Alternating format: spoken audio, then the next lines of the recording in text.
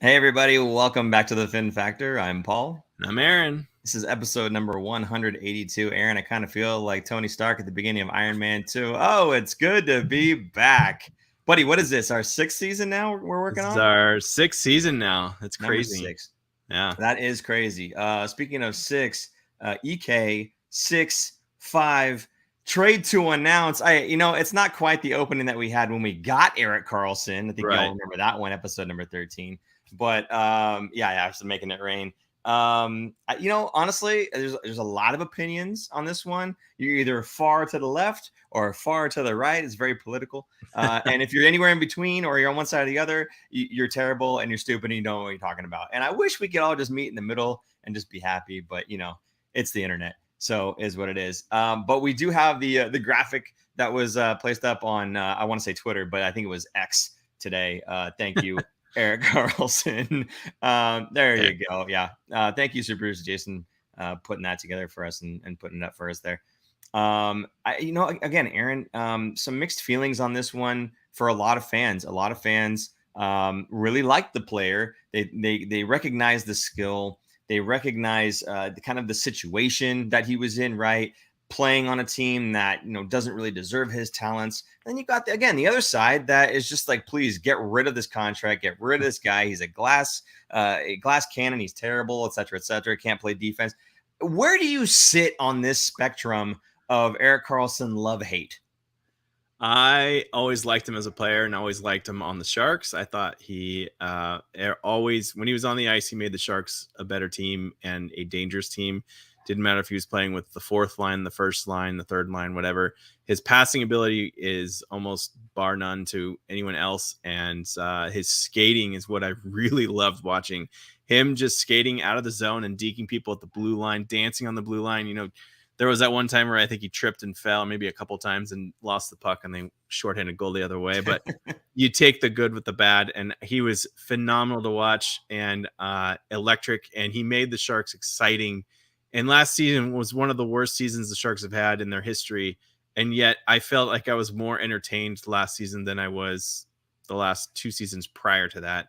So it's sad, but it's also, I'm happy for him as a player and as a person because he's going to move on to a team that hopefully could win a Stanley Cup. Who knows? He's always going to be chasing that for the rest of his career, and he wasn't going to get that with the Sharks. I think it's similar to Brent Burns. Last season when they traded Brent Burns, he wanted to go one last run at the Cup. Maybe not one last run for Karlsson. He's a little bit younger, but I don't feel bad for him. I'm glad he got some say too into where he's going, because with this no movement clause, he can kind of dictate where he's going in a sense. But to me, I will miss Erik Karlsson. I don't think the Sharks will ever have a defenseman quite that dynamic on the back end offensively. And we're going to see a very different Sharks team this season because who's going to be running the power play? We'll talk about this in a little bit, but there's just nobody that's even come close to what he could do. So it's going to be a very different look and feel of this team. Marc-Edouard Vlasic has a lot of room to grow, I think, if he wants to become the quarterback on the power play. Debbie saying, hey, guys, hello to everyone else, too. Patrick Cabar says he's ready for this. We're not, because it's been a long time since draft day, since we've done a show. We're going to be really rusty. I apologize for any awkwardness that Aaron brings. Of course, I know. It's true. I was like, oh, man, we haven't done a show in like over a month. It's been a while. It's been a while. It's been a long time. And again, of course, we do appreciate all you guys popping in, even if we've had that long hiatus. But again, this is why I always say, guys, it's a good idea to subscribe to the show, because we don't do every other day, just whatever garbage we could throw. We come on when there's something to talk about or whatever else, right? So even if it's a month or more than a month, we're not going to fill up your inbox with junk.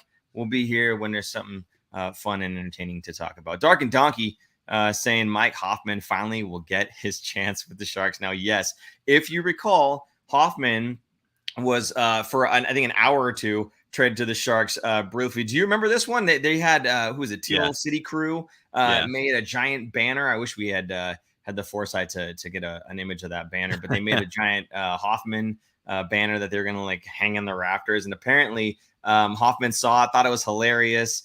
And went and talked to, I think it's Curtis from Teal City Crew. and was able to give him that banner, which is really sweet. And Well, I think they actually reached out to him and said, hey, you still have the banner. Yeah, he took a picture with them after the game in the stands. So Hoffman met up with them and took a picture of this giant banner and I think took it. Did he take it? Yeah, he took it. He liked it. He wanted it. That's crazy. That's funny. There you go. Look at that. Look at super producer Jason. Yeah. Just all over things. Hey, you know what? You and I maybe might have fallen off the map a little bit here, being a month behind on the last show that we did. But super producer Jason is just on point at all times. Thanks for that, buddy. Appreciate you. Let's see who else. Nick says dream draft order for 2024. Sharks number 1 or number 2. I'm not picky. Penguins pick number 11. Oh, that would put us, because the number 11 is a top 10 protected. We'll talk about that in a second. Devils make it to the Eastern Conference Finals, so we get a third first. Yeah, absolutely. That would be amazing. It would be a perfect storm, Nick. I would absolutely love for that to be a case. Graham saying that Vlasic might actually get power play time with this decor. Dear Lord. Yeah, I don't know, man. I still don't see that happening, but who knows? Who knows? I have no clue. Don't forget the potential first rounder if we trade Duclair. That I didn't know about. What's he talking about there, Aaron? Go ahead. If Duclair gets traded at the deadline for the Sharks, there's potential that he could be getting a return of a first-round pick. He's only signed a 1-year contract for $3 million, and he to me, I think he's a very good player and a good goal scorer. So he could boost up a team that's in the playoffs, and that's pretty much why he signed with the Sharks and only a 1-year deal, not multi-year deal. So yes, there's a potential 4th first-round pick that could be coming. I mean, granted, that would be a much later pick. It wouldn't be a top 10 or even a top 15 pick. So, but you could always package a few of those together to a team that is in the top 10, maybe, and move up into the draft. Probably not, but either way, the Sharks are looking good because they are. I'm hoping for yet another season to get a top 5 pick, which means it's going to be a very long season again next season. But to me, the potential of getting a top 5 pick, plus you're going to have this other pick that they just got from Pittsburgh, assuming Pittsburgh is making the playoffs. So that would probably be a mid to later first round. And then if New Jersey Devils make it to the conference finals, the Sharks have their 2nd round pick. And if they make it to the conference finals with Meyer playing 50% of the games, that bumps up to a first round pick. Now, first round pick for an Eastern Conference Finals team would be around number 28. That would be the final 4 that are left in the Stanley Cup Finals. Actually, 29 through 32. Yeah. I forgot there's more teams now in the NHL. So I'm used to 30, not 32. But yeah, that's great. You're going to get 3 guys in the top 32 picks potentially. That's not bad. Plus, who knows? And like you said, it could be another first round pick coming in with Duclair or maybe even someone else coming out of the Sharks. Patrick Cabral is saying, no, please, can we move on from Pickles too? I mean, I guess he doesn't want him on the power play. So there you go. Let's see. Yeah, the deadline is going to be interesting. Absolutely. And Debbie, I wanted to bring this comment up because if you guys didn't see our last show, it was at draft day. We had Graham, who's actually in the chat right now. Everybody say hi to Graham. He was there with us live for, 3 hours, something like that? Yeah, it was a long time. A very long show. But Debbie was there. Debbie said hi. Debbie got to meet Scott Hannon and Dan Boyle, sorry. And and Debbie was a little, what's the word, Aaron? Starstruck, yeah. It's tickled. Funny. It's like, I think I'll speak for Debbie here. I think it's 2 of her 3 top Sharks players of all time. The last member would be Douglas Murray, Crankshafts, who has been on our show before. Yeah. So she got to meet 2 of her top 3. Debbie, we'll see what we can do for you on Crankshaft, okay? Mac Daddy Makes says this has been quite a miserable time for be a Sharks fan. You know what? I disagree. This is a great time to be a Sharks fan. This is one of those times where you get to see the Phoenix rising from the ashes, okay? This is the year where everything has gone poorly, everything has gone bad, but we're going to start our rebuild. We're going to start coming back, as I said, from the ashes. And this would be a great time to be a Sharks fan, I think. Get in now so that you can't be considered a bandwagon fan, okay? Get in now while everything's bad, because in a few years, things will be great again, right? So I think it's a great time to be a Sharks fan. Everybody's so negative out there. I don't know why. Previn also says, by the way, Celebrini or bust. Would be incredible to see a junior Shark as a franchise cornerstone. Yes, absolutely. If you don't know, I forget the first name, but Celebrini was a junior Shark. And so to see him come and play for the senior Sharks would be quite the thing. Debbie correcting me, by the way, the word was smitten. She was smitten. So there you go. And then Nick wants to know about Cole Eiserman. You guys can talk about that in the chat. We're going to go ahead and move on to the trade talk here. Again, Erik Karlsson, no longer a San Jose Shark. The Sharks involved in a three-way trade of sorts between Pittsburgh and Montreal as well. So I say a three-way trade, but I think Montreal traded their guys to Pittsburgh, and then Pittsburgh traded them to us. So really, it wasn't like a three-way carousel. It was really just two trades. But regardless, the three teams were involved, and they needed to work together to make this work for everybody. So one of the biggest pieces, I guess you could say, or the piece that I think most people are going to be happy about is going to be the first round pick. Now, a lot of people are upset. This is a 2024 first round pick that the Sharks received. Now, a lot of people not happy that it is top 10 protected, to which I say poppycock. Okay, if they're going to make the playoffs, right, it's not going to be in the top 10 anyway. If they don't make the playoffs, dude, that means we won this trade. Are you kidding me? If they get Erik Karlsson and they still don't make playoffs, how can you say that this was a bad trade for the Sharks, right? That to me, I don't get. So yeah.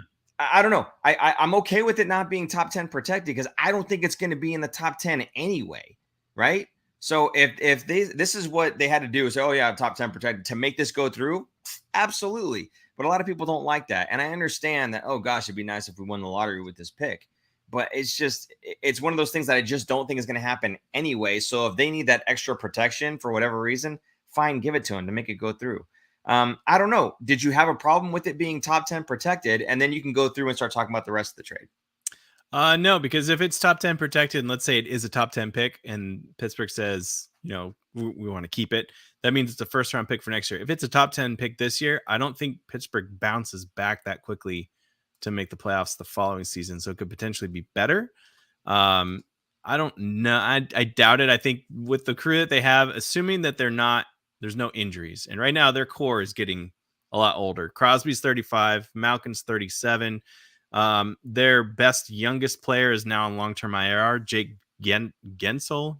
I forget to say it. He just had surgery on his ankle. That's kind of what kickstarted part of this, able to afford it because they got to move him to long-term IR. And then Chris Letang is the other one who's 36 and seems to get hurt all the time. So to me, there is a chance that this could be a top 10 pick. Now, like the best case scenario would be they get 11th, right? 11th overall. Or let's say they were 10th overall and then a team bumps ahead of them for the lottery and it pushes it to 11th overall. That would be best case. And of course, if it is 10th overall, the Pittsburgh Penguins could decide, you know what, the Sharks can have this because we know this is going to be so bad for next season. So who knows? I don't think it'll be this season. It'll be a top 10. So I think it'll be safe to say they'll make playoffs or at least be in the middle of the pack and maybe a bubble team and miss playoffs. I don't think they'd be that bad to where they would be a top 10. Teams just do that because they don't want to do what the San Jose Sharks did when they originally got Karlsson. That's literally what's going on here. Like, just in case, we're just going to put this, top 10 protected, just in case, or lottery protected. So you see a lottery protected sometimes. That's teams that assume they're going to make playoffs, but just in case they don't and they win the lottery, they want a lottery protected. The Sharks didn't do that, and that's what happened when they gave up their third overall pick, which we'll talk about later. But yeah. All right, so go through the rest of these guys here. Okay, obviously Hoffman, Granlund, Ruta. What about this? Before we even get to the salary retention thing, what about those guys? Do you like? Do you not like? Obviously, a lot of people didn't like the players that we were getting back. They're a little bit, maybe some of them on the older end, some of them kind of falling off in terms of skill. They don't replace Erik Karlsson as if anybody could. They cost more than Erik Karlsson, right? So why don't you go through? I've got my reasons why I actually kind of like this. So why don't you go through yours and we'll go from there. Granlund was a piece because of salary. That was probably a must. Is either Granlund or Petrie. Petrie ended up going to Montreal, so they had to move both of those guys. I thought they were going to buy out one of them, and I have a feeling they might have like had a buyout in place for Petrie, but maybe they found Montreal wanted him, so they they retained 25% of his salary, so it's not so bad. I'm a bigger fan of retaining salary and trading than buyouts because the buyouts last so much longer on your books and really mess with your cap years from now. I mean, the Sharks have for their buyout history. Martin Jones is on their books for another 4 seasons. Yeah. He might even be out of the NHL before that's over. And Rudolph's Balsers, this is his last season of being bought out. And that was the season before last, right? Like the beginning of last season, they bought him out. So he's still on the books. And that's granted, it's 300,000. It's not. I think he only had one year left, so it counted as like a 2 years for the buyout. Yeah. So it's like it just lasts longer, Like why wouldn't you retain 10% of that salary and trade him for a 7th round pick? Wouldn't that be better? Then he's off the books quicker. So I'm more of a fan of that anyway. But Hoffman coming at $4.5 million, and Granlund coming for $5 million, and then Ruta is coming for 2.75. That's Ruta's. I'm more excited about than the other two, because he's probably going to go. He's a defensive guy, defensive defenseman. He's not going to be replacing Karlsson, but this team is going to be a much more defensive-minded team and strategy, if you will. I think we're going to see the goaltenders bounce back because the defense, they're not going to have Karlsson, who's not very good on defense, on the team anymore. So it's going to be mostly defensive defensemen that are going to just, I don't know if they're going to like become a dump and chase team here, but it'll feel and look a lot different. And I think people will see what Karlsson brought to the team in terms of skating the puck out of the zone easily. And we're not going to see a lot of that with these guys that they have now. But anyway, Hoffman, I wouldn't say I'm excited about Hoffman. I'm kind of like, okay, I understand he's coming. I'm more excited about Granlund than Hoffman. Granlund is I don't know. I think he's a little bit more serviceable than Hoffman. Hoffman is kind of like another Kevin LeBanc to me. In fact, he's $225,000 cheaper than Kevin LeBanc, which is weird to think. But he's only got 1 more year left. So this season he's done. Who knows? Maybe he could get traded at the deadline, assuming he turns his season around and scores a decent amount of goals. Because at that point, it's the end of his contract. It's prorated based on how many games they played. So when you get to the trade deadline, it's a lot cheaper. And he could probably slot in as probably a 3rd line guy if all goes well for a good team. Whereas on the Sharks, he's probably going to get a good amount of power play time because he's a shooter. And we'll see. It's kind of weird to see how the lines are going to play out too. Granlund is a little bit, I think, I don't know. I don't want to say excites me more. I don't know if that's the right word, but I don't mind him as much. So the question really is, a lot of people don't like Granlund, and I'm wondering if they don't like Granlund because of the cap hit, or because he's fallen off the map and he's just not the player everyone thought he was going to be, or maybe a combination of the two. Obviously, if he's fallen off the map and he's making $5 million, then it's going to be a combination of the two, right? But I'm not sure what the actual reason is that people don't like Granlund. But again, he's a smaller guy, but this is the kind of the thing that we've seen so far with Mike Grier, some of these reclamation projects, right? And this is one of the reasons that I like some of these guys that are coming in. It's not the value that you're getting right now. It's the value that you might get. And David B hit it right on the head, as did you. All possible deadline moves, right? These are all guys that have 1 to 2 years left on their contract. Whereas Erik Karlsson had 4 years left, right? Again, I'm with you. I hate the buyout. I think the buyout is terrible. You do a buyout for a guy that's got 4 years left. You're waiting 8 years to pay off however much amount it is. And the number changes as the years go by as well. I would much rather just do salary retained. And then when that is his contract is over, then that's off the books, right?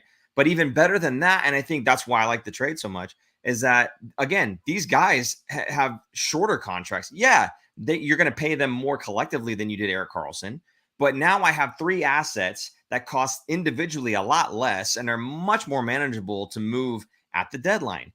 As we've seen, Erik Karlsson, very difficult to move that contract.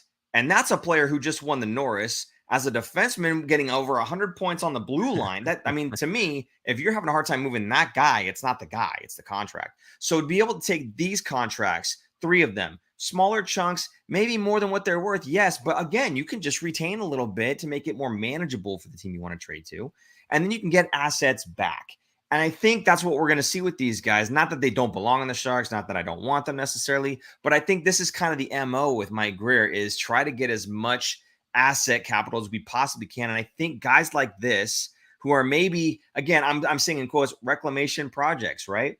We take a look at Oscar Lindblom. That one didn't work out, but these are the types of guys that I think Grier doesn't mind having. Hey, prove yourself again, right? It gives them a reason to go out there and play. And the best part is on the Sharks, as we've said, these guys like Ruta. I've heard time and time again, Ruta's a 7th defenseman. Why do we need him? He may be a 7th defenseman on your team. On this team, he's probably top 4. And I guarantee you, even if he doesn't play that well, he's getting top 4 minutes. He's getting the opportunity every single night to show every other team in the league, you want me. You want me for your playoff run.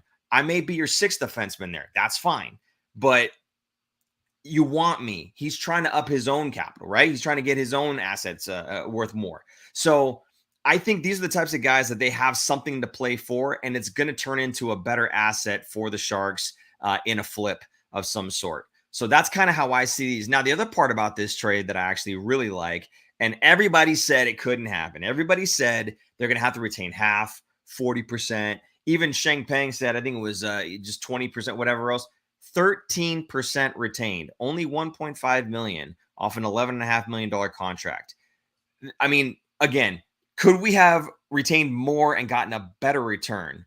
Yeah, maybe, but they said it couldn't be done. It got done. Okay. So, I mean, I'm happy with that. I like only having a small amount on the books. Again, I don't like having a large amount for a guy that's not playing for us, whether it's a buyout or retention. 1.5 million, no big deal. As the cap goes up, that disappears. I'm not even worried about it. So as we go through the rest of this trade, and I'll let you talk about what Pittsburgh and Montreal got if you'd like. Personally, I don't care.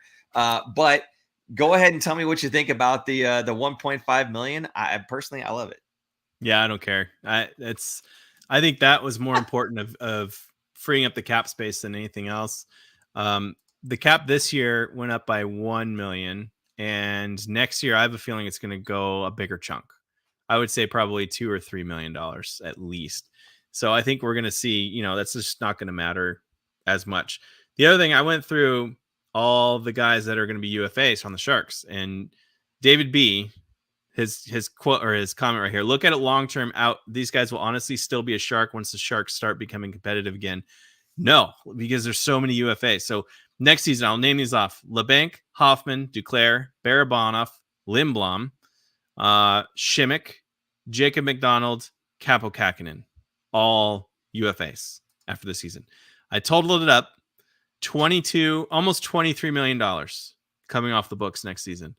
If you take away Jacob McDonald's, because he screws up the averages, 7 players averaging $3.175 million coming off the books. Now imagine replacing 7 players for $3 million. You could probably get some decent guys, UFAs, coming in for that much, or you kind of balance it out and whatever. This team is going to be very, very different in a season from now. Plus, you have all the youngsters that are going to be up and coming and ready for full-time play. So we're going to have a lot of cap space next season. Probably, maybe go after 1 or 2 high-priced free agents and then fill in the rest with the younger guys that are ready for full-time. Maybe get a high-end goalie next season. Who knows? Because the Sharks still quite aren't there with the goalies. But yeah, it's asset management, and I think Mike Grier is doing a fantastic job of it.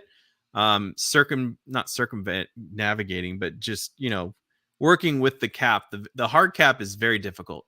Other sports don't have a hard cap; they'll have a luxury tax or something else so that you can work around it if you really needed to. And the more teams have a bigger budget, can do that. The NHL has a hard cap and a hard floor as well, so it kind of makes things a little more interesting and difficult as well. But yeah, 1.5 million retained on Karlsson is absolutely nothing, and I think it's a fantastic job by Grier. I wanted more in the return, but we're not giving up as much either, at least cap space wise. So, and I want to address a couple things in the comments here. I think Previn's looking for a third spot here on the Fin Factor because he's nailing it. I think he says so. David's comment earlier, you said, look at the long term.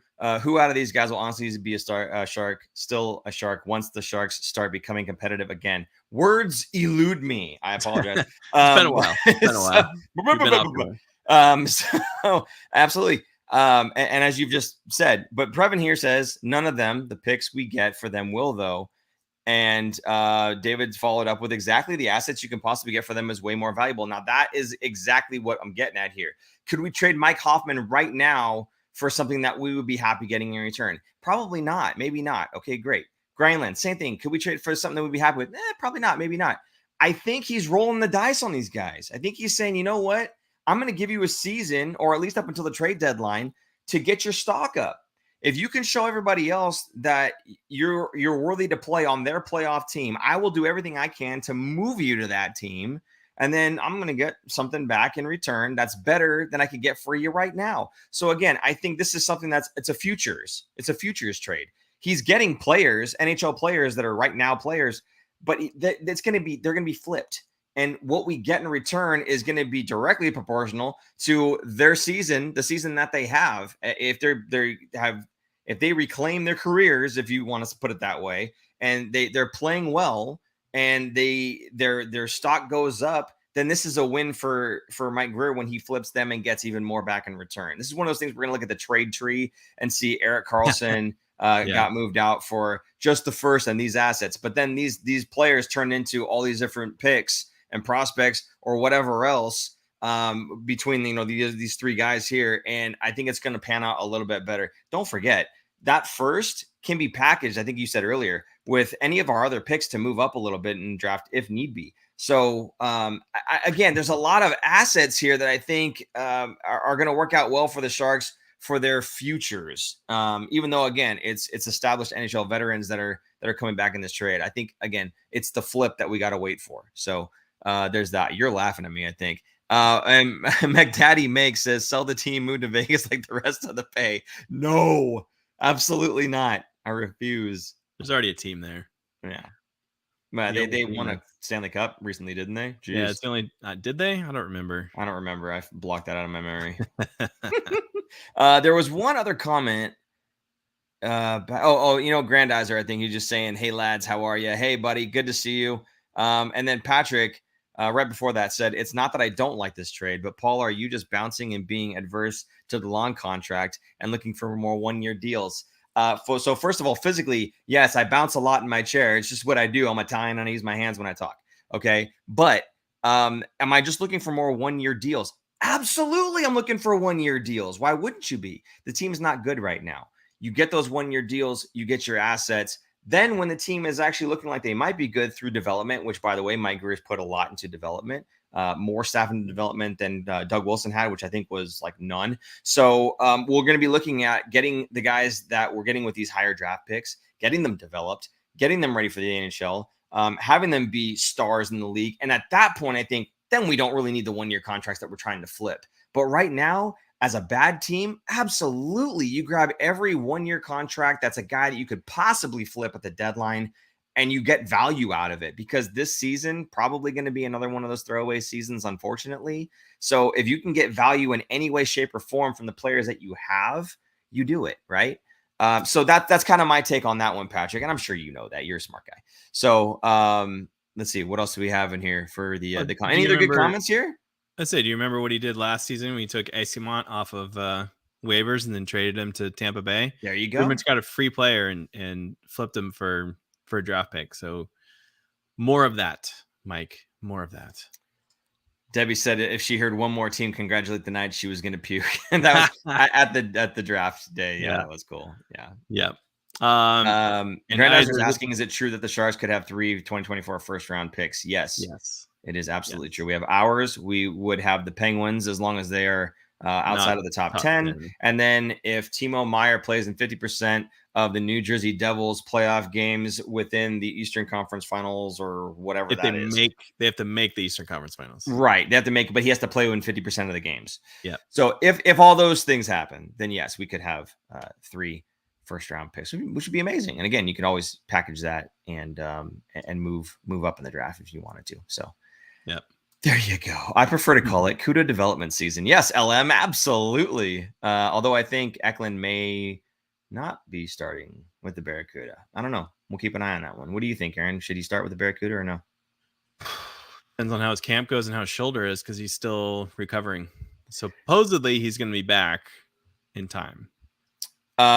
One thing that I want to know is, well, we're going to do a roll call later. Yeah, I'll save it for the roll call. I just want to know where everybody's from, because I'm wondering if we have just all San Jose folks here, and I don't think that we do. So we'll save that for the roll call. Don't tell me yet. I want to be surprised.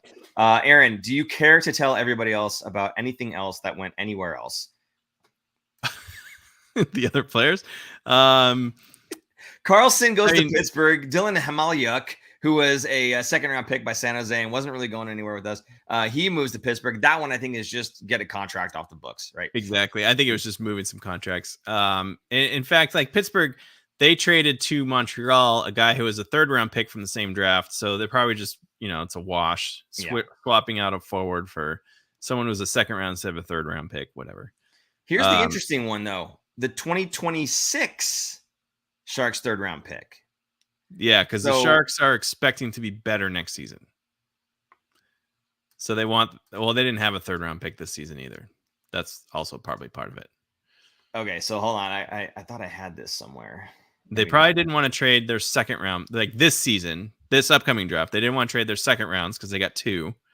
They don't have their third round, and they don't have their fourth, but they do have the Golden Knights fourth round. Right. Oh. So, but instead of giving up the 2025 third, they give it the 2026. Yeah, because they're going to be more competitive in 2026 than they will be in 25. So that kind of gives us a little bit of a timeline, doesn't it? That what Greer is thinking, at least. Yes, absolutely. Greer's thinking 2 years, we should be closer to being playoff bound. Yeah, I don't know if do you agree with that? Chat, let us know. Put it in the comments there. Do you agree with that? Do you think in 2 years, Mike Greer can turn this around and get us to the bubble? Not to the cup, just to the bubble. Right. Aaron, I do. I think with the 3 guys that they're probably going to be drafting in the first round this season, right? I think that's going to be huge because there's more defensemen in this upcoming draft that are higher end rather than this last season was more scorers and forwards. But now they got Will Smith. That's kind of like their blue chip prospect. He's going to be doing amazing things for the Sharks in a few years, not right away.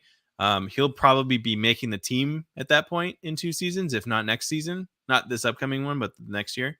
Mm-hmm. So the potential is starting to stack up, and more players even come off the books at that point in 2 seasons from now.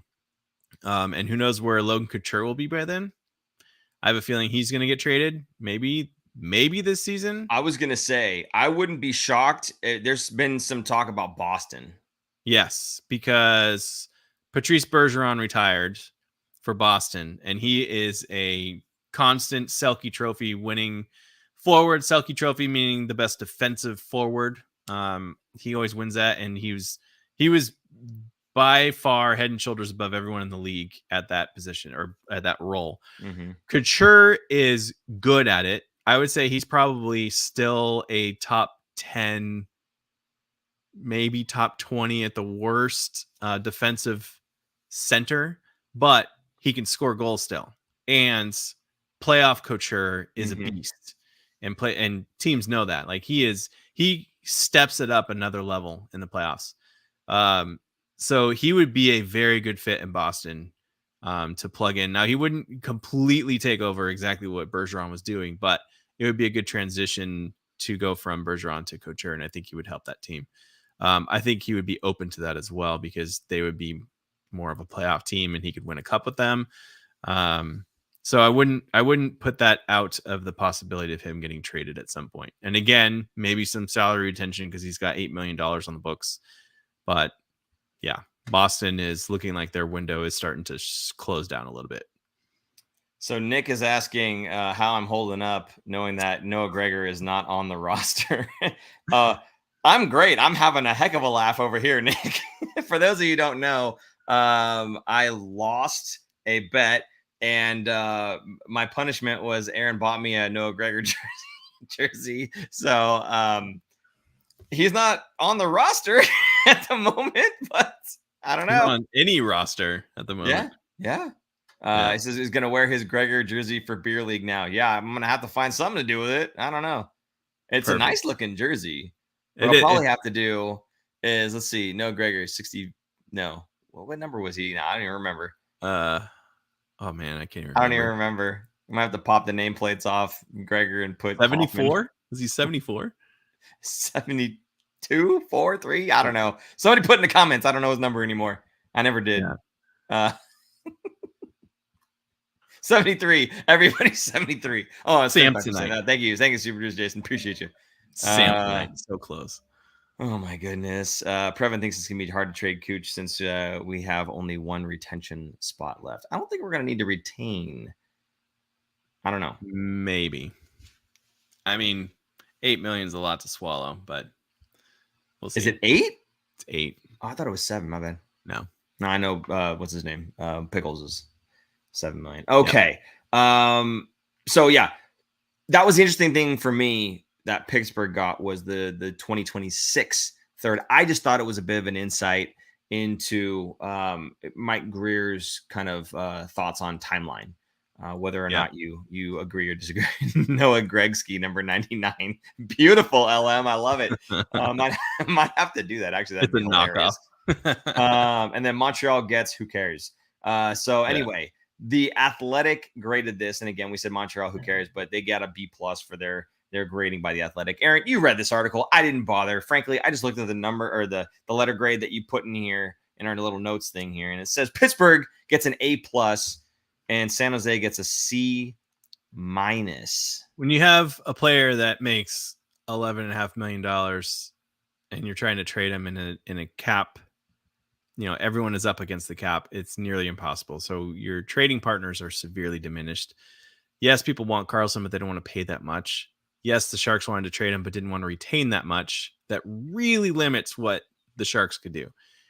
Getting a C- is kind of brutal. I don't really care about these grades. I think it's stupid that they even grade them. It's purely for clicks because The Athletic is crashing down. But that's a whole other story. I'll leave it at that. I think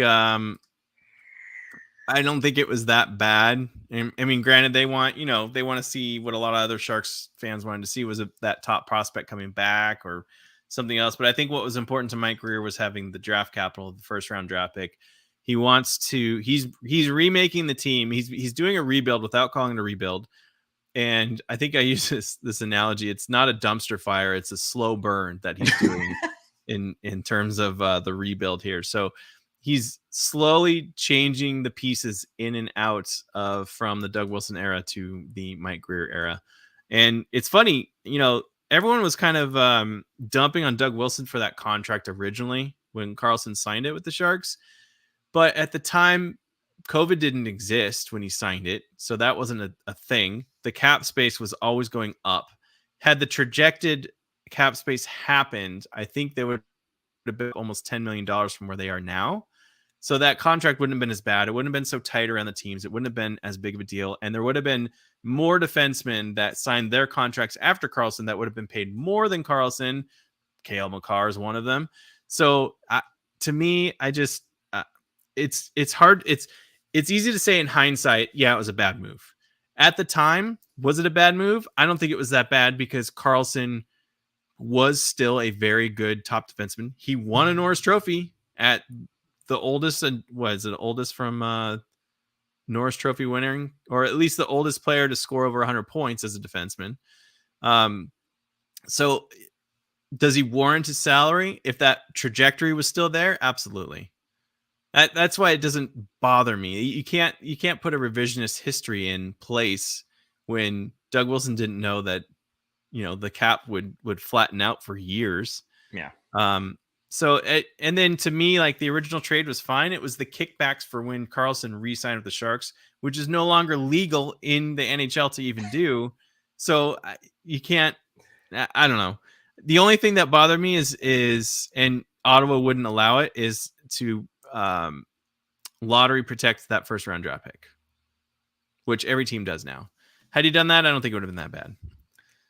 Yeah, absolutely. If he lottery protects that, I mean, hindsight's 2020, obviously, right?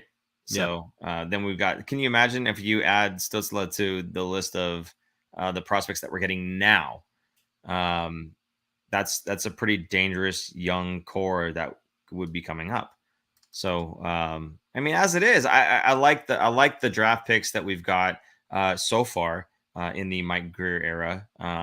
And again, Eklund, Bordelot, I'm still high on those guys. I'm still very hopeful for those two. I think Eklund's got a pretty good shot, but again, I think Bordelot is he's one of those hard worker type guys, and I think he's the type that is going to work well with Mike Grier. I could be completely wrong in that, but I would love to see him make it to the show and kind of evolve just a little bit more. I think he's got a lot to bring, and if he's part of that young core, I think it'd be great for the Sharks. So I'm looking forward to those guys kind of coming up and really making an impact, not necessarily this coming season, but in seasons to come. Again, I think that's, as you said, it's a slow burn. So with these guys kind of coming in and starting to mature a little bit, hopefully in, again, like I said, 2026, maybe they'll hit their stride and they can all sort of kind of start gelling together as a team and coming up and really solidifying this team to be back to the powerhouse that it once was. And again, like I said, it's a good time to be a Sharks fan. Don't do it in 2 years. They're going to call you a bandwagon fan. So right. There's that. There's Rob asked about the kickbacks. The kickbacks I'm talking about is when Karlsson got traded to the Sharks originally. There were some assets that got moved. One of them was Josh Norris, and that hurt. But the kickback is if Karlsson re-signed with the Sharks because he was a pending UFA after that first season when he got traded. That Ottawa would receive some more stuff, which was that first round pick.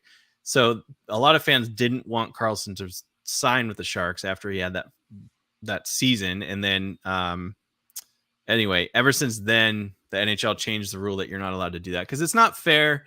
It puts pressure on the team to not sign a player.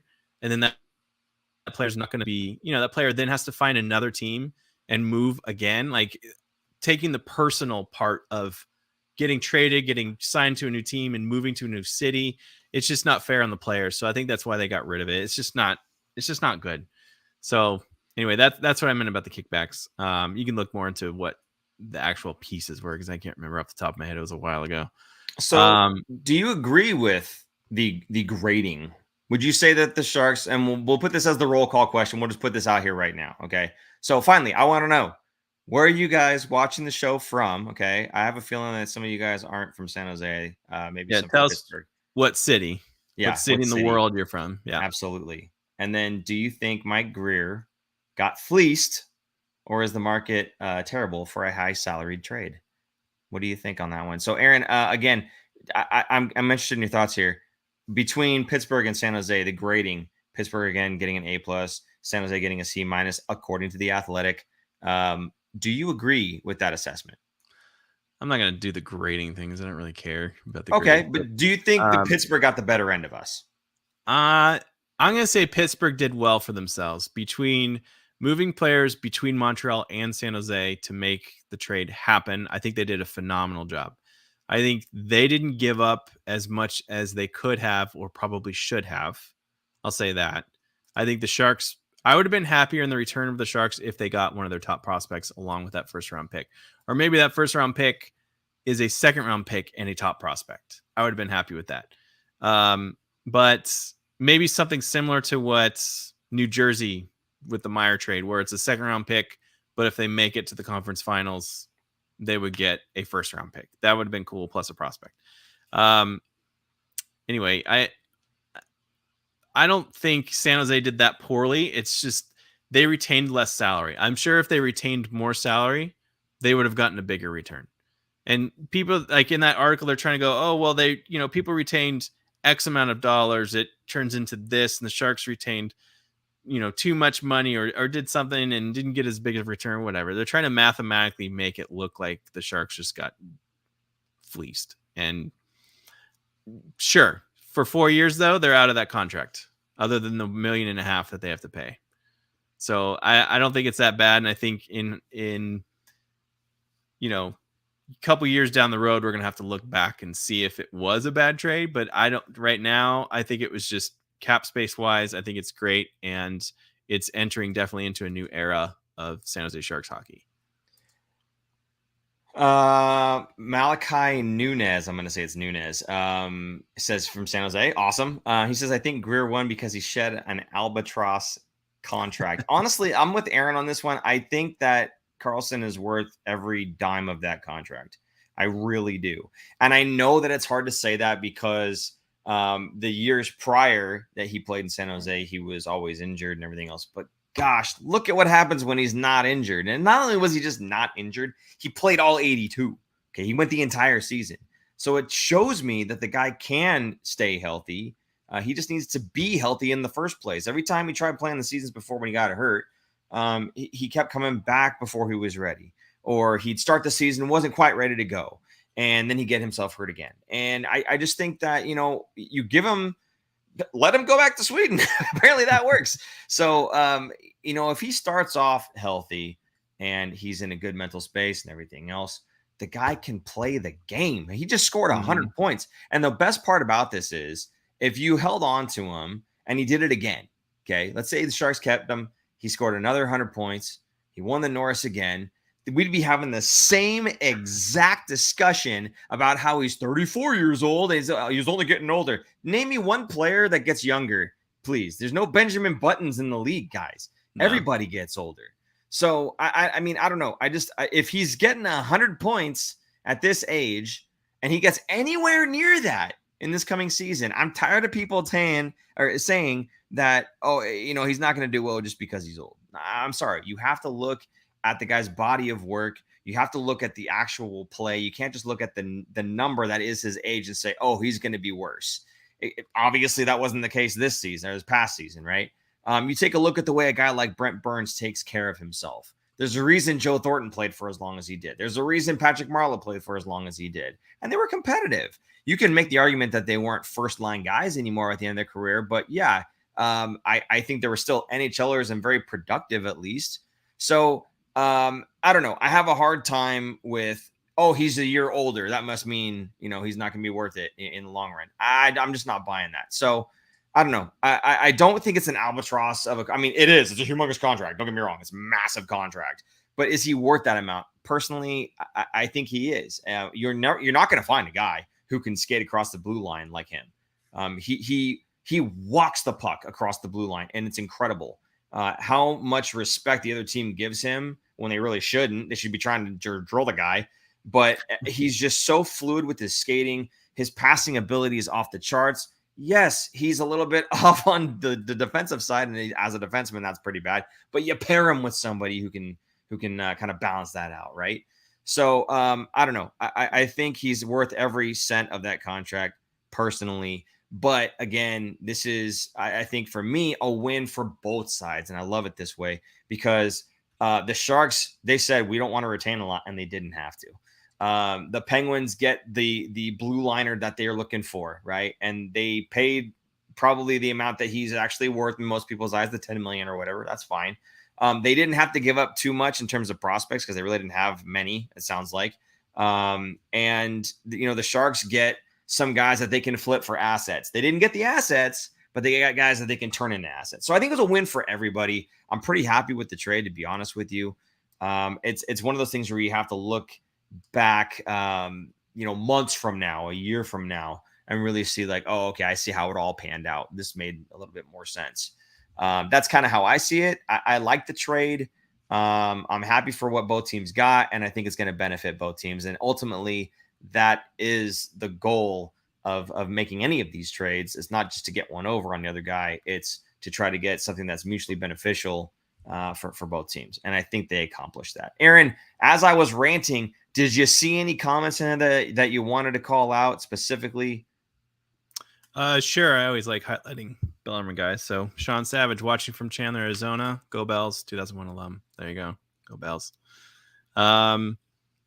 No, it's just everyone kind of doing the roll call and giving.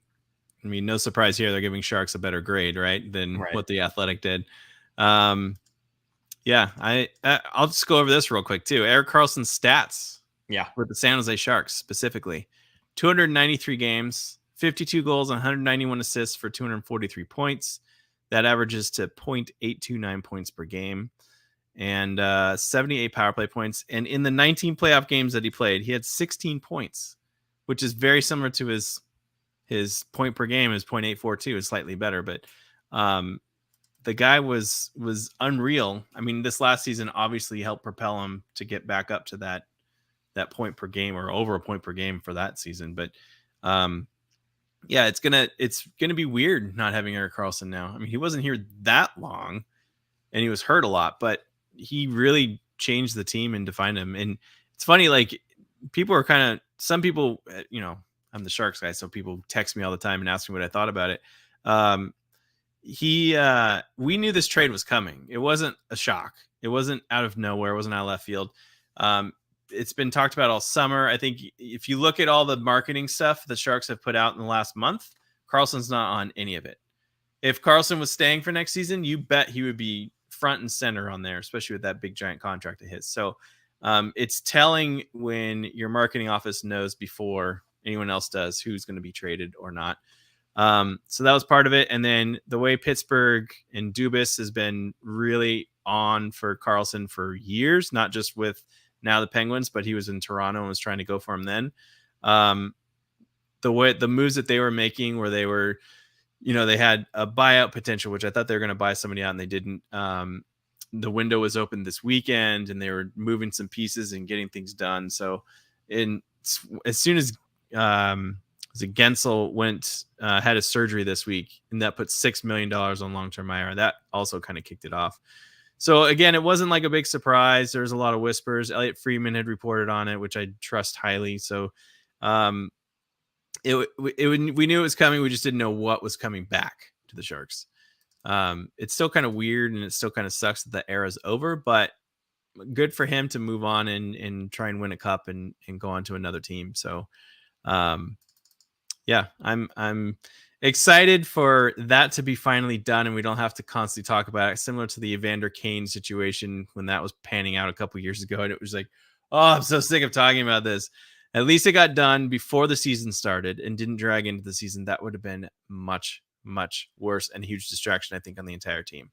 So good for Karlsson to get situated in Pittsburgh before training camp, because when he came into San Jose, that was like the week of training camp. I think he got traded or even into training camp. So he was not really firing on all cylinders and ready to go. Anyway, we just stunk. I'm trying to remember now, and if you could jog my memory, please do. Sheng Peng from San Jose Hockey Now. If you have given up hope on the Athletic, please check out San Jose Hockey Now. Sheng is awesome at what he does. But he had a mock trade that had the Sharks getting, Ty Smith.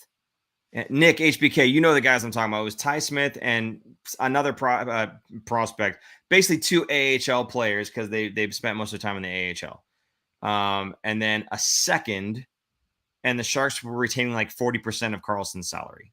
Okay, that was the mock trade. Wow. That was the mock trade. And then he had scouts or executives saying, oh, it sounds about right.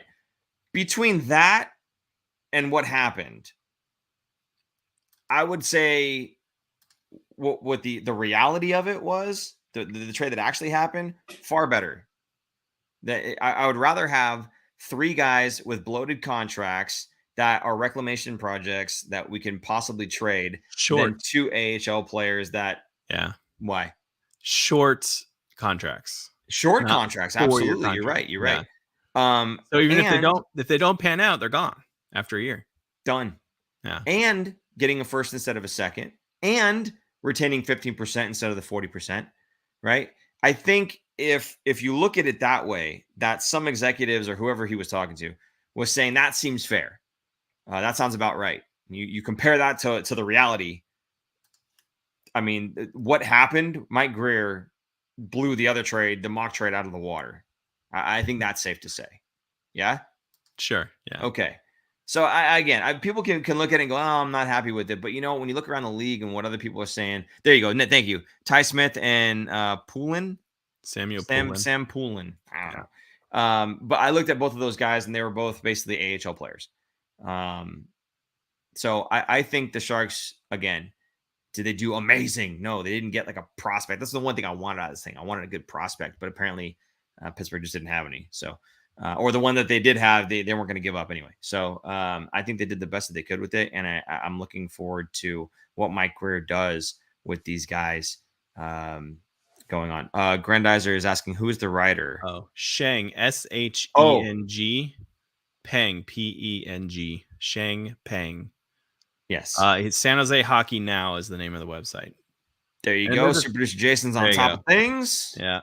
Thank you, sir. I think they have a few other writers that contribute every now and then. It's not just Sheng, but yeah, it's good stuff. It's good analytical stuff in the season. Right now, it's just a bunch of cannon fodder because they need to have content constantly, which I get. It's not knocking them on that. And Malachi just typed it out for you in case you couldn't hear us there. Sheng Peng. There you go. Okay. So, Aaron, you just went over Erik Karlsson's stats with the Sharks. I think it was Debbie. Is it Debbie that brought it up? Said he basically missed. Yeah, he missed about a season during his tenure and still had those numbers. Don't forget, it's not like he just had a season off. We're talking about he was injured, played through some of it, got to the point where he was out of the lineup, then tried to get back in, right? So it wasn't just like, oh, he had a season off and he came back and got those. No, he was getting those numbers with nagging injuries that he was trying to play through or come back from. To me, those numbers are nuts when all things considered. So again, as Aaron said, it's going to be weird seeing the Sharks without Erik Karlsson. Again, he wasn't here for that long, but the impact that he had, by the numbers, you could say, I think obviously the Sharks are going to miss that. And frankly, I just never got old watching him skate the puck through the neutral zone and just wide-legged, just coming across the blue line. Like, I own this. This is mine, whether you like it or not. His passing, insane. Absolutely going to miss the guy. And I think that this question doesn't necessarily need to be answered, but I do want you guys to comment and let us know what you think, because there's a caveat here. So will Erik Karlsson help or hurt the Penguins? Now, Aaron, the reason we're asking this question is because Erik Karlsson played alongside another phenomenal offensive defenseman in Brent Burns, and it just didn't seem to work out. So the question really for you guys, is Erik Karlsson going to be able to work well, sharing the limelight, if you will, with Chris Letang? Aaron, your thoughts on that before we get to some of the comments and give them an opportunity to type it in. I mean, it would be one thing if either Letang or Karlsson were opposite hand, but they're both right-handed shots, which they're hard to come by in the Same NHL. as Burns. What? Same as Burns. Exactly. So 2 right-handed shots. So someone's going to have to play on their offside. My guess would be Karlsson playing on his offside and feeding Letang the puck. But we've seen this experiment before, obviously with Burns and not with Letang. So it's interesting to see if that's going to happen or not. Both Letang and Karlsson to get injured. Karlsson did play all 82 games last season. It's the first time in a long time. But who knows? Now let's think about it this way. If going back in a couple of years and looking back on this trade, if Karlsson gets hurt and only plays half a season every year, was it worth? Did Sharks win the trade all of a sudden because they got out from under that huge contract from an injured player, a constantly injured player? So it could go both ways. I think it's still it'll obviously be up in the air for a number of years, but yeah, I don't know how that's going to work out with Karlsson and Letang. One of them's it's gonna be just like when they tried to play Burns and Karlsson together, it didn't work. because they're both kind of offensive-minded defensemen. So that means someone's going to get second pairing minutes. Who's going to be Letang or Karlsson? They're both used to having huge minutes every night. So I don't think, obviously Karlsson is not going to get to 100 points again like he did last season. They'll probably split up Letang and Karlsson from Dark and Donkey. But who's going to be on the second pairing, right? Buddy, you can't say obviously. You may say, I don't think he'll get to 100. You can't say obviously. Do you know why you can't say obviously? The only reason I'm saying obviously is because he's not the guy in Pittsburgh. Buddy, you're killing me. He's playing with Crosby and Malkin. An older Crosby and Malkin. Not he's 10 years ago, with much better talent than the Sharks ever gave him to play with. I know. But they also get injured. Malkin, at least. Crosby, not so much lately, but I don't know. I'm not saying he's a lock for 100. I'm just saying there's for me, it ain't obvious. There's only so many points to go around and minutes to go around. That's why I don't think he would get to 100.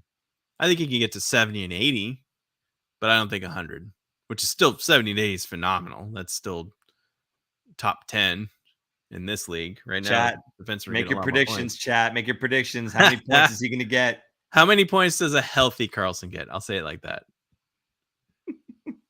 It really does depend on the health of the rest of the team. Absolutely. But honestly, he has the potential playing there to go higher. I think. Will he? I don't know. But I think he's got better players around him. David B said, I heard they will lower Letang's playing time, which the Penguins had discussed with him prior to the trade. Now, remember, Letang, he had a stroke. Is that what it was? Oh, I don't remember that. Yeah, he missed some time. I want to say it was a stroke. They caught it early, so nothing happened, and he's had history of it before. So this could be let's lower his time so he's not, he's a lot more fresher when it gets towards the end of the season and playoffs. And maybe Karlsson's more of the guy now, more than Letang. Letang is older. He's 36 versus Karlsson at 33. But yeah, I mean, people in the comments can remind me about Letang. He had some kind of health problem. I think it was a stroke. Patrick Cabral says that he will not help the Penguins. He says he likes being the one guy that everyone goes through to drive the offense. He will be a drag and hurt the flightless birds. That's a nice way to call them Penguins. The Pittsburgh ostriches, apparently. There you go. I think there will be a dip 70 to 80 points. David says 70 to 80 points, which is still a point per game. I mean, for a guy who's over the hill or whatever, needs a cane out there on the ice, I think 70, 80 points ain't bad at all. Now, you're paying $10 million for that. Fair enough. But I think he has, again, much better talent around him. So we'll see. We'll see how that goes. I don't know. I don't know if he'll get to 100. I think that might have been lightning in a bottle, him trying to get me moved. Right. But I think just by virtue of him playing with far better talent who can finish. Right. How many times have we seen him rip a pass and it explodes off a stick? Or he passes it to, I don't know, Noah Gregor, who has a breakaway and then he shoots it and hits the glass. Crosby ain't hitting the glass, bro. He's hitting the net. So I'm pretty sure he's picking up a lot more assists with this team, with the Penguins, the flightless birds, the ostriches, than with the San Jose Sharks. That's sure. That's my a healthy Karlsson will. Yeah, I was right. Letang had 2 strokes and one was in 2014. Oh man. But he had one last season as well. Obviously, we wish him the best. Never like seeing somebody kind of go down from something like that. So, non-playing injury, basically. Yeah. Yeah. Let's get through here. The rest of this. Sharks now have 2 first-round picks in the 2024 draft. We talked about that a little bit. Potentially having 3, as we've said. It depends on how New Jersey situation plays out. If that's the case, it would be amazing to get 3 first-round draft picks in this upcoming draft. I don't know if there's anything else you wanted to say about that necessarily. We kind of already covered that. So. Yeah, we already talked about it. All right, good. Yeah. And then you talked about the UFAs coming off the books again. And $23 million coming off the books in next season. So, I think that bodes well for bringing in, again, some more pretty decent talent. It's interesting that the Sharks went after Tarasenko. Again, one of those things where maybe it's, hey, just come play for us till the deadline. We'll flip you to a team that you want to go to, Which is what he's simple going as to be that. doing. Yeah. So it'd be interesting to see kind of what happens with the UFAs coming off the books next season. We're looking forward to next season, right? It's crazy. Yeah. Right. So I guess the only other thing to talk about is kind of just the garage sale that we're planning. You want to talk to them about the garage? I'm not really sure what we're doing about this one here. Not sure either. Super producer Jason's gonna help lead the way here, but we're gonna be doing an item of the month or a sale from our store. We'll call it a garage sale. We want to clear out a lot of things out of our inventory, so we'll be slashing some prices and hopefully get some purchases here of some of our swag. And you can go to our store at thefinfactor.com and check out what we have. We have sweatshirts, we have polos. A lot of people ask for polos. We have hats, we have water bottles, we have fanny packs, I believe. We have fanny packs, whatever. Bunch of other stuff. So you can go check it out on thefinfactor.com, and I think you click on shop in the corner. Aaron, that sounds like a really great way to support the show. Other ways to support the show would be through super chat function, if you guys would like to do that. Anything you put in there as far as a comment goes, we can go ahead and say it live on the air now if you'd like, or we can save that until the next show if possible and address it then. You can also use Venmo if you don't want to use the super chat function. It's at the Fin Factor, and you can again put a comment there, and we'll go ahead and read that off the next opportunity that we get. So, car magnets, Debbie wants to know. Do we have car magnets? I don't think we do. No, but that would be something that I would like to add. You know what? Debbie, here's what you can do. You can get a normal magnet, and then you can get our sticker. That's true. And put the sticker on the magnet, and it's a lot of work. Paul's glasses. No, I need these, believe it or not. How about your shoes, Paul? What's that? How about your shoes? The shoes? Dad's shoes? No, not happening. It'd be cool. We can maybe get Eklund to sign something, and we could do a little giveaway or something like that. That'd be fun. Yeah, we're gonna look to work a lot with the Sharks this season and do some more stuff, maybe some more shows from the arena.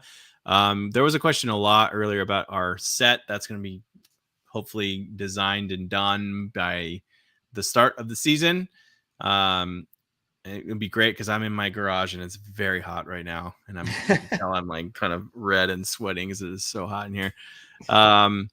So yeah, we got some big things coming up for this season. The Sharks reached out and would like to work with us on some stuff too. So we had a really cool time at the draft party that they hosted, and they were very gracious to us and helped us out over there. So we're going to be doing a lot more stuff and partnerships with that.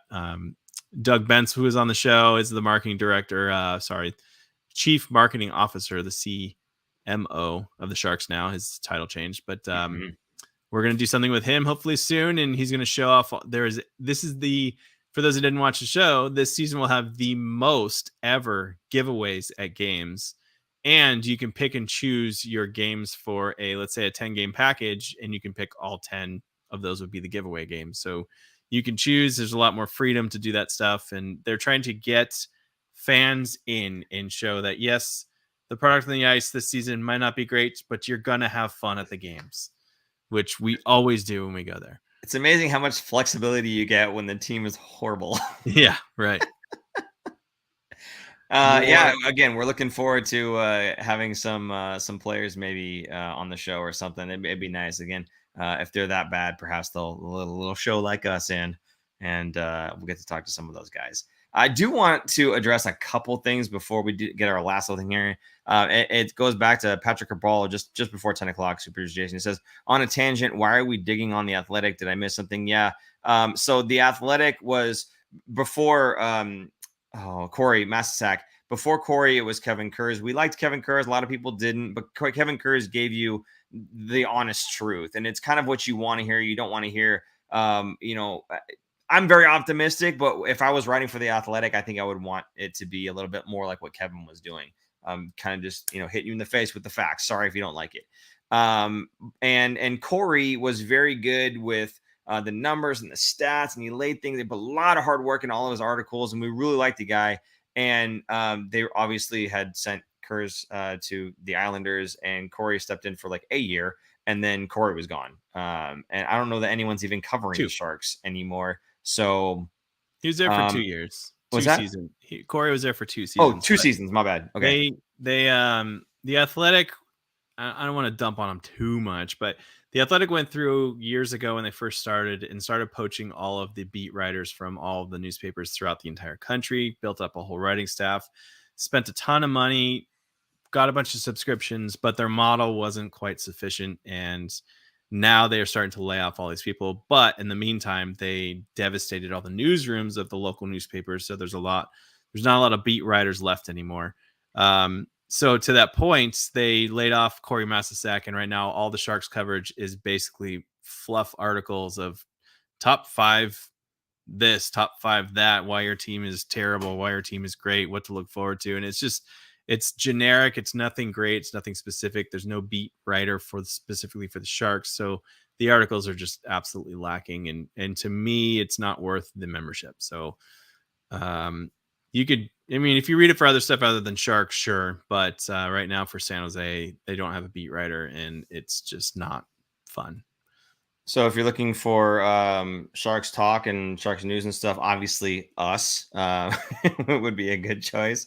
But, for articles and whatnot, again, we highly recommend San Jose Hockey Now with Sheng Peng. So there is that. Now, the only other thing I wanted to address was Grandizer. He asked, I think maybe twice, maybe 3 times throughout the show, right around 10 o'clock as well there. Super Jason says, do you think Greer is finished till the season begins, or does he have one more move up his sleeve? Your predictions, Paul and Aaron. I wanted to address it only because I saw him type this a couple times and I felt bad because we didn't get to it. So do you think he's done right now? Just briefly, do you think he's done, or do you think he's got something else before the start of the season? I'm going to say he's done only because the season is coming up soon, or at least training camp is going to be starting soon. So I think right now, unless some team really wanted somebody else, I just have a feeling the Sharks are going to be quiet. Maybe some smaller stuff, but nothing big. Nothing like Couture or Hurdle or somebody big getting moved. I don't think that's going to happen. Yeah, I feel like he's done, but you just never know. This could be the floodgates. This could be like the straw that broke the camel's back kind of thing with the rest of the trades that he wants to do. Maybe Couture's out next. I think that'd be great for Couture going somewhere, anywhere else. I mean, if anybody knows firsthand about awesome players and teammates not going and winning a cup, it's absolutely Couture. He's played with Jumbo, he played with Patty. Vlasic is not going to win a cup here in San Jose, and he doesn't want to get moved. Karlsson moved for that reason, right? So I think it would be great for him to get that opportunity somewhere else. And he says, I asked yes twice. Love your insight. Thank you so much, Grandizer. Appreciate your question. It helps the show. Honestly, it gives us things to talk about. And it's something that you guys want to know about. And obviously you guys are interested. Patrick says he's canceling his subscription. I think many people are, if you're talking about the Athletic. If you're canceling your subscription. Okay. Aaron, last thing here. This is just you guys heard of Blue Sky? Aaron, yeah, you want to tell them about Blue Sky? Yeah, Blue Sky is kind of a newer Twitter. It was created by Jack Dorsey years ago, who was the creator and founder of Twitter originally. So he started this kind of as a side project out of Twitter, and now it's becoming, it's kind of still in beta testing. So it's invite only, you get codes, and there's only roughly 300,000 people. So if you're a big Twitter fan and have been on Twitter a long time, like me, I think I started in 2009. It feels like 2009 Twitter from a long time ago, because it's very basic. There's not a lot of stuff on there, but it's growing, and the sports side of it is starting to grow now that there's more people joining. It's weird because there's no hashtags. So you can create queries. Like I created one for anything that says San Jose Sharks or SJ Sharks or whatever. So you can still follow hockey and stuff on there. But the point of it is, in the way that's building, is that you create, let's say you create your Twitter, right? You have a Twitter account, you have an Instagram account, you have a, TikTok account. None of those interact with one another in terms of followers. So you try and get those followers to follow you here and follow you there. Blue Sky sets it up so that you could take your followers with you wherever you go. It doesn't even have to be part of the Blue Sky family or anything. So that's kind of the future of social media that's going to be coming. I'm talking about the next decade or so. But if you want to get in on early, right now we have a handful of maybe a couple of invite codes. So if you're interested, you can email us at thefinfactor@gmail.com. And we'll email you back a code. And if we do get a huge list of people that want it, then we'll have to go onto like a wait list or something. We get a new code every 2 weeks. So right now they've kind of stockpiled, and I think we have 3 under the Fin Factor. But it's another social media site. Threads was not really quite it. I don't know if you joined Threads. That's the new Instagram Meta one that they started that's supposed to rival Twitter. I just don't like it. You keep referencing this thing Twitter. I don't know what that is. I know Right. I use X. X. I don't know what Twitter is. Ugh. In fact, if you take a look up in the corner over there, you'll know that it says X. I don't know what Twitter is. Oh, the new logo's up there. I didn't even notice that. Yeah, he did it mid-show. Guys, thank you so much for tuning in, man. We really appreciate you guys jumping in here. We had like 50-something people at one point watching at the same time. That's awesome, man. And for us to be able to take what was like a month plus off, and then we come back on, and we got a lot of people engaging. Thank you guys so much for that. Really do appreciate it. Can't thank you enough. And again, all the comments and whatnot, it really does help the show move along, because we get to hear the things that you're interested in and chat about that. And we're looking forward to doing that for the rest of the season. Obviously, right now we're probably in a bit of a hiatus unless some other news happens. We'll probably cover a little bit of the training camp stuff. But like I said, we don't want to just fill you up with a bunch of random junk. So again, a good reason to subscribe to us, because when you see something in your inbox, it's actually us doing something worthwhile, like having a live show, for instance. So if you're not subscribed, please do hit that button. If you do, there's a notification bell right next to it. Tap that. You'll get the notifications knowing when we're going live, because that's generally how we do our thing. So there you go. Aaron, any last second things? No, that's about it. No things from Aaron, people. No Last things. thing from me. You know what it is. For super producer Jason, I'm Paul. And I'm Aaron. We will see you guys Sometime soon. sometime, probably before the start of the season. When will then be now? Soon. All right. Get on with it. All right. I'll see you later, guys. Bye. Thanks for tuning in. If you like this episode, check out our other content, especially interviews. You can interact with us directly through social media at The Fin Factor and on Instagram at Fin Factor. And don't forget to join our live streams on YouTube.